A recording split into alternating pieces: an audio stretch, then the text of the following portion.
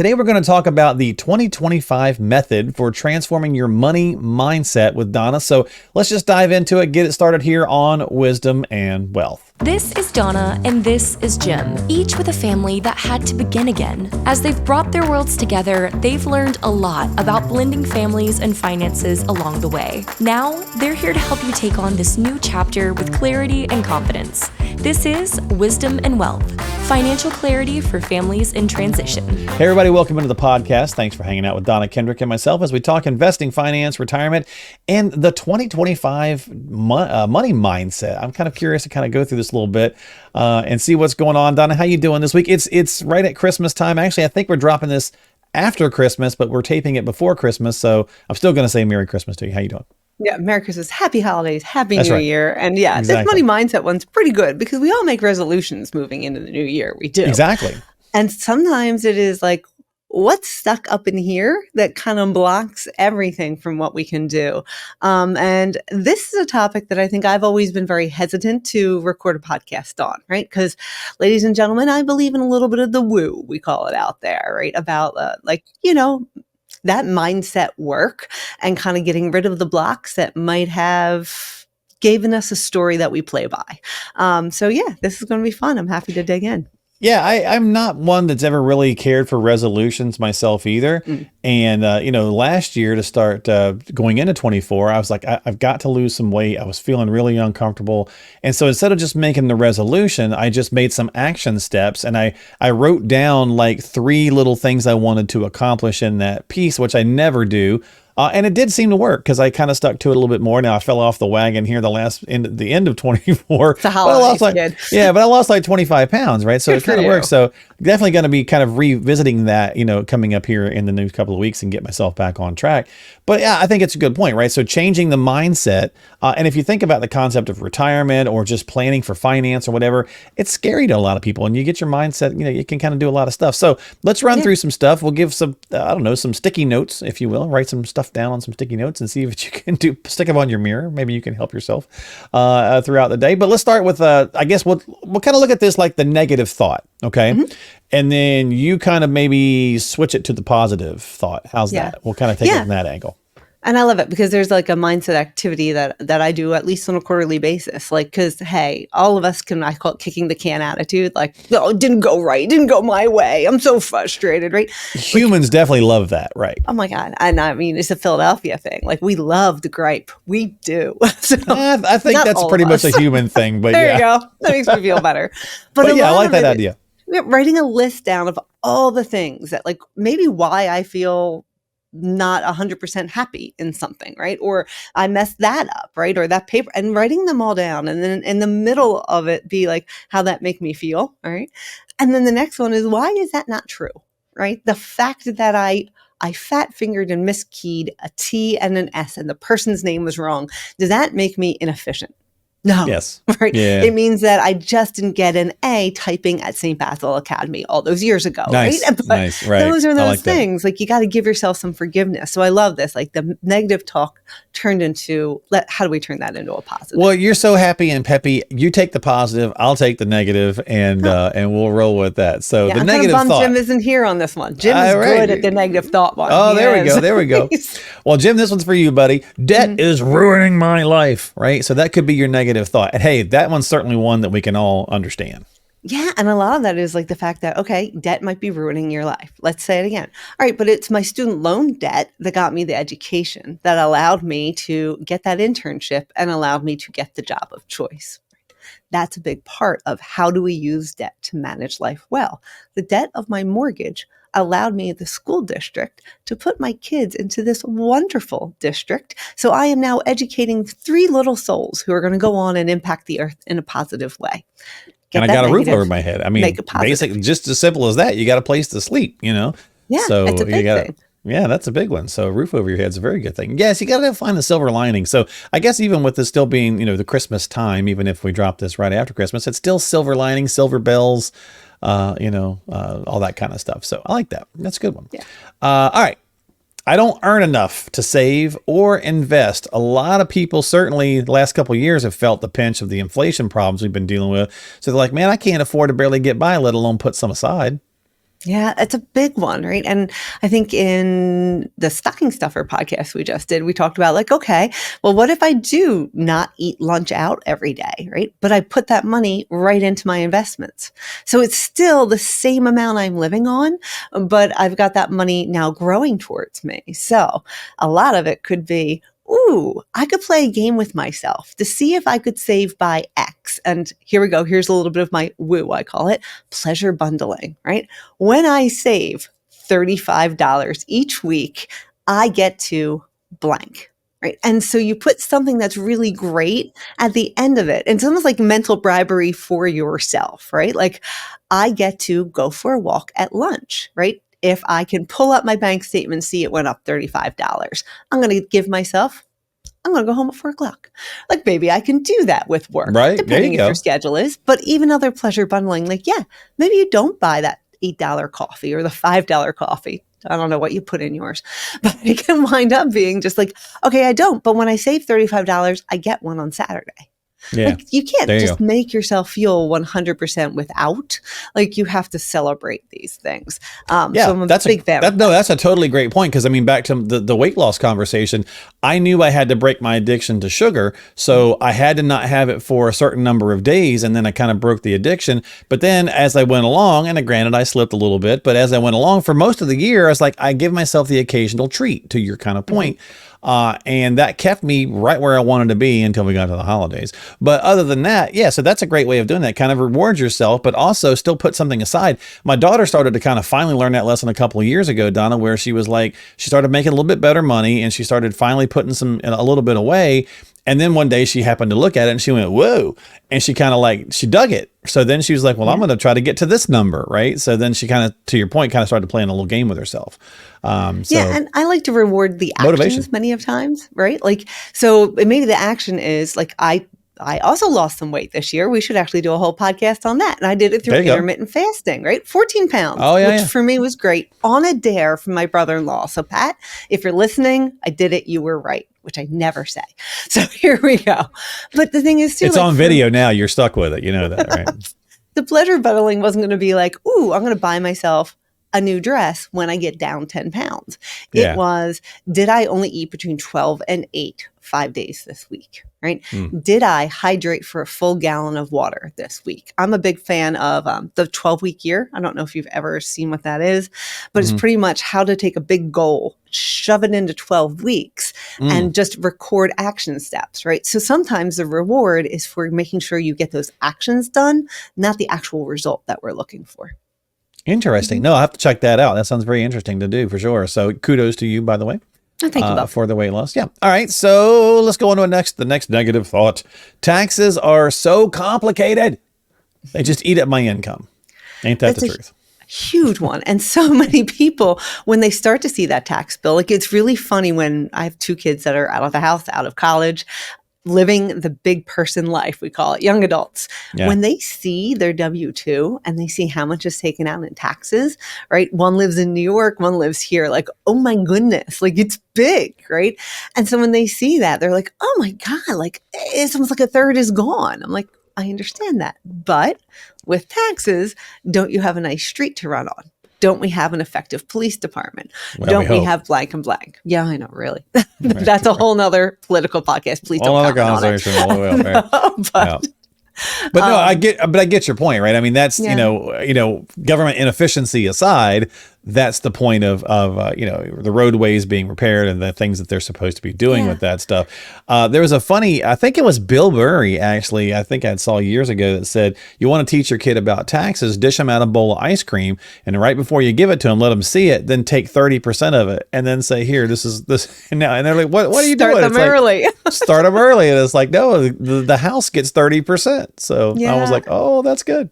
And a lot of it too is like, you know, Social Security comes out, right? Not just taxes, right? But if you actually educate our kids and like, why was Social Security set up?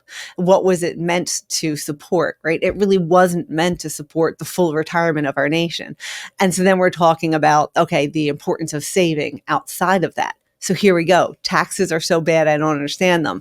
But then when we sit there and we can have those conversations about, I ate a third of your ice cream to represent taxes. It was within my feeding window of 12 to 8 on intermittent fasting. I'm allowed to eat it. So we're eating that.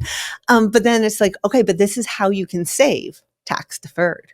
This is how more money goes. I mean, you can open the doors to that conversation, but more than anything, find a financial professional, even if it's a CPA or a financial advisor who can help you understand them. Because so many people, when they get overwhelmed by the taxes, they just stick their head in the ground. I call it being an ostrich. World is spinning around outside of you. Your head's in the ground, and we just let it roll. Let's not do that this year, not in 2025.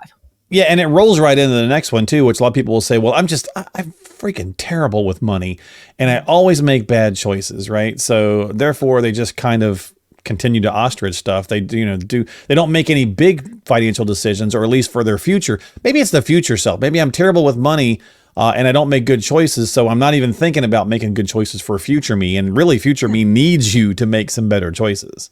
Right. And so many people are like, I'm so far into that debt that we're talking about. Like, I can't get myself out. So let's kind of change that around. Like, you can't change what happened in the past. Right. And you can't change what other people do. You can only change what you do. Right. So, all right, old me. Ooh, sorry, hit my microphone. Old me. I talk with my hands.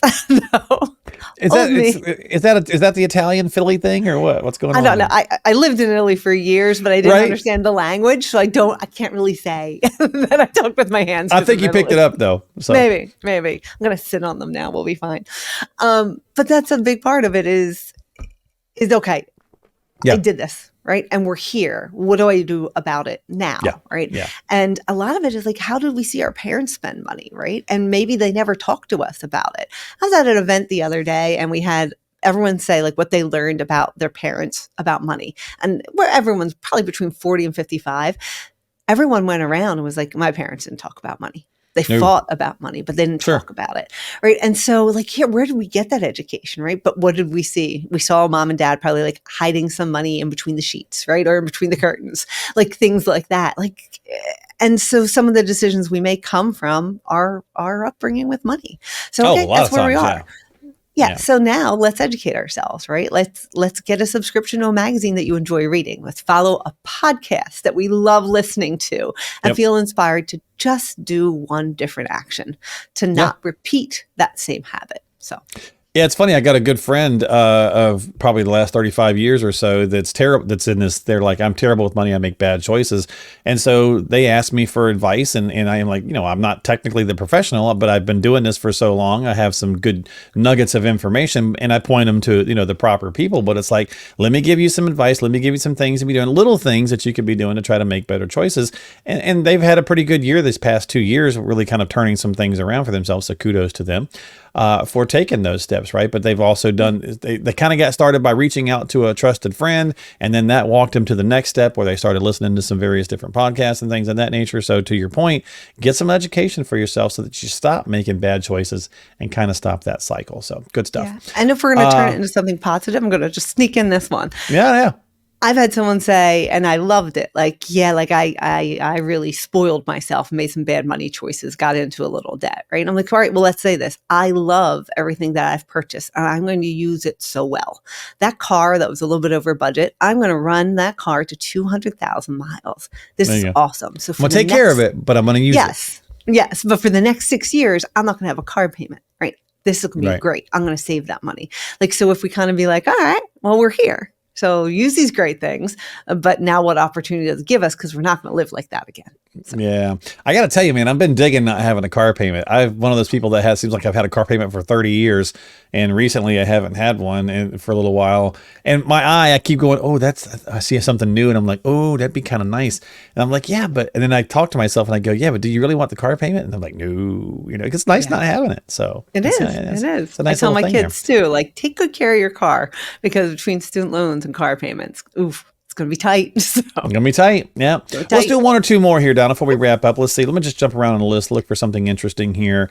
Investing, it's too risky. It's too complicated, right? Well, I mean, obviously the market's been doing quite well for a little while here. So if you're missing out on that boat, you're going to be kicking yourself a little bit too. So I get it that it's scary and a little daunting, but again, back to the education conversation, you don't have to go crazy, but it is a great tool to build some wealth.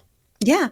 And if you say like it's too risky, too complicated, I'm just going to sit in cash, right? Well, Yeah. what if inflation is running so high? You need your cash Like it to has grow. been, right? Yeah, exactly. So let's put that as a positive thing. Like investment is too risky and complicated. Like, ooh, I can't wait to partner with someone who really knows how to do this and can teach me well so I can make my money grow for me. Especially long term, right? So if you're talking about long term investing, then I think that's the thing that hangs up a lot of people. It's we talked about future self. A lot of times investing needs to be long-term monies, right? It needs to be something that you're not watching every day or every week when the market's going up and down, because it's going to do what it does, because it will stress you out and it will seem too risky.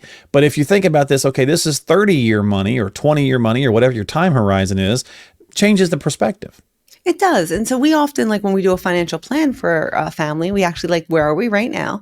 What do we have saved? And what can we afford in retirement? So think of it like let's just think of it as like the regular bar graph, right? Or I love doing food analogies because we're talking about like dieting and stuff. So that's okay. But let's do you know push-up pops, or is that like a Philadelphia thing? Oh, no, man. Push-up pops? Oh, my gosh. Love those things growing up. Okay. So you got your push-up pop, you got your stick underneath, right? So the push-up pop is, all right, this is what I have for retirement, but this is what I want for my lifestyle in retirement. These are the opportunities. I want to help my grandkids pay for education, or I want to travel a little bit, or I just want to kick up at 56. Can I pay for healthcare until then?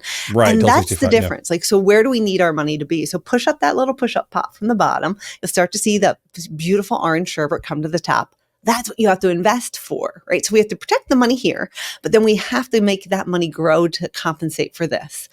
You bring in the financial professional. What risk do we have to take to make it grow to that point?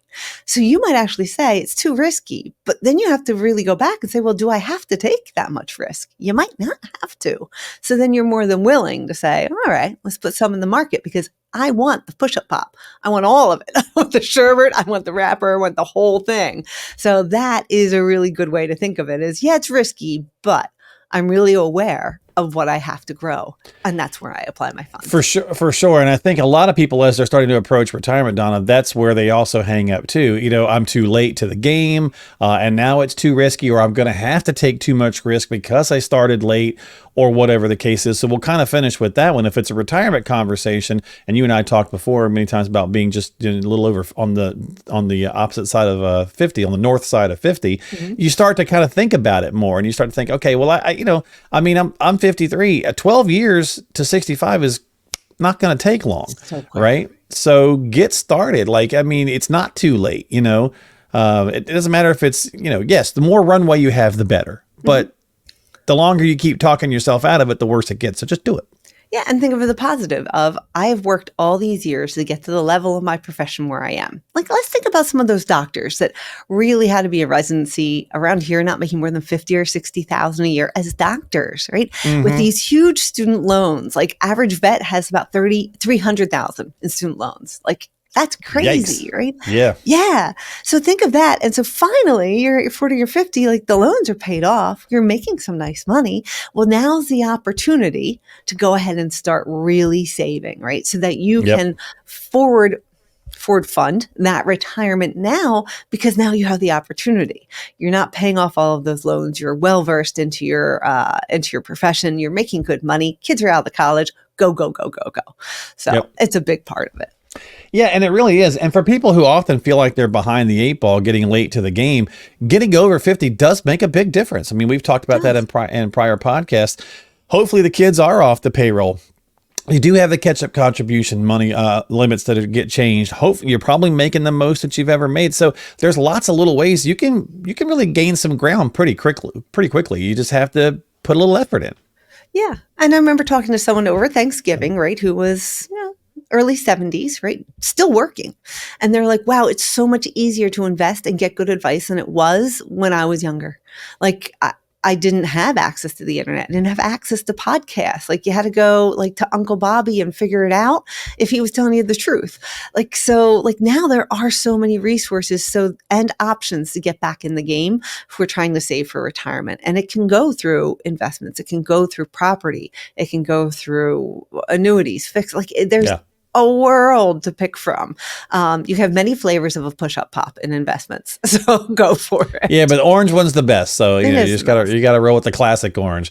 Well, there you go, folks. Hopefully that helps you out a little bit with some things. So as always, get a little bit of help. Adjust the mindset. Often financial advisors, they're there to help you with the X's and O's, which is the dollars and the cents, but they also actually do quite a bit on the behavioral side of things as well. So sit down, have a conversation, get started with someone today. If you need some help, Donna's here to help you at seftonfinancial.com. That's seftonfinancial.com. Just get some time onto her calendar.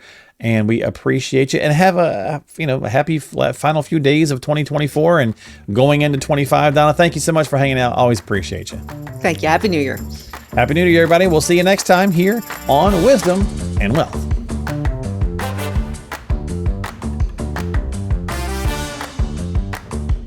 Registered representative offering securities through Cetera Financial Specialists, LLC, member FINRA SIPC. Advisory services are offered through Cetera Investment Advisors, LLC. Cetera is under separate ownership from any other named entity. Sefton Financial, LLC and Cetera are not affiliated.